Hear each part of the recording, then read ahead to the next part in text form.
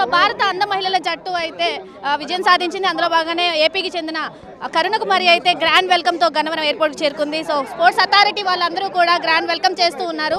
So దానికి సంబంధించి కరుణకుమారి మనతో ఉన్నారు, మాట్లాడు. సో ఎలా అనిపిస్తుంది, ఈ విజయాన్ని ఎలా ఆస్వాదిస్తుంది? చాలా సంతోషంగా అనిపిస్తుంది. గేమ్ గురించి చెప్పండి, ఎలా ఆడారు? ఏమన్నా టెన్షన్ అయ్యిందా? చాలా టెన్షన్గా అనిపించింది.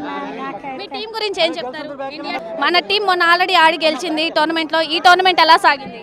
ఫీలింగ్, మీ హ్యాపీ ఫీలింగ్ ఎలా అనిపించింది? స్పోర్ట్స్లో ఎప్పటి నుంచి ఇంట్రెస్ట్ వచ్చింది అసలు? నాకైతే 8th క్లాస్ నుంచి ఇంట్రెస్ట్ వచ్చింది. అమ్మ నాన్న సపోర్ట్ ఎలా ఉంది? అమ్మ నాన్న సపోర్ట్ చాలా బాగుంది. క్రికెట్ కోచ్ కానీ లేదంటే క్రికెట్ అథారిటీ వాళ్ళ సపోర్ట్ ఎలా అనిపించింది? చాలా సంతోషంగా అనిపించింది. అజయ్ సార్ కూడా సపోర్ట్ బాగా చేశారు. సో ఇంతమందిని చూడడం ఎలా ఉంది? చాలా ఎక్స్పెక్ట్ చేశారా? లేదు.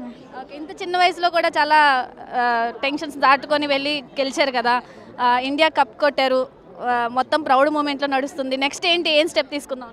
ఇలాగే కొనసాగుతారా క్రికెట్లో? ఇలాగే కొనసాగుతాం.